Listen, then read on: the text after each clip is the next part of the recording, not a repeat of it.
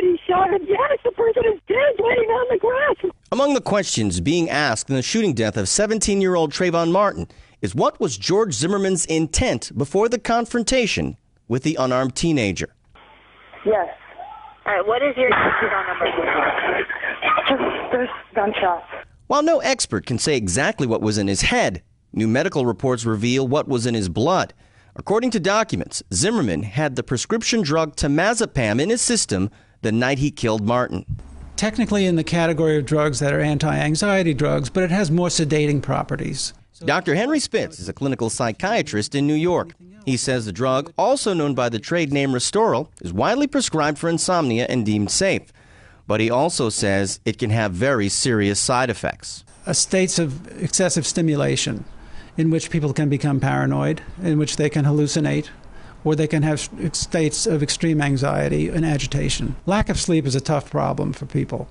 And the absence of sleep will give you some predictable things like irritability, difficulty concentrating, and a tendency towards catastrophic thinking. Paranoia and increased aggression is what catches the attention of many psychological and legal experts.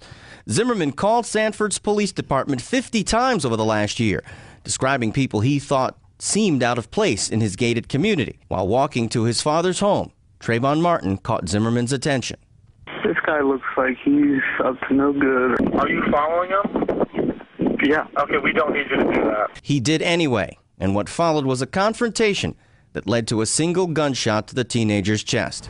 An autopsy on the body of Trayvon Martin found traces of marijuana inside the teenager's bloodstream.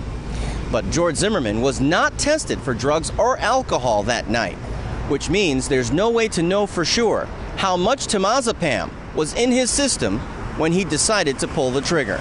Zimmerman now faces second-degree murder charges in the death of Martin, who was only carrying candy and a can of iced tea when he died.